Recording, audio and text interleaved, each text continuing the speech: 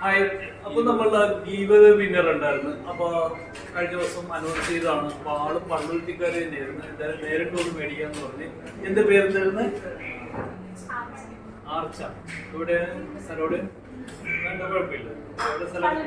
പള്ളുരുത്തി തന്നെ. ആരാണ് ഗസ് ചെയ്തത്? ആരാണ്? വെറുതെ ഒന്ന് ഗസ് ചെയ്ത് നോക്കിയതാണ്. അപ്പൊ ഇത് പിറ്റേ ദിവസം തന്നെ വീഡിയോ കണ്ടായിരുന്നു.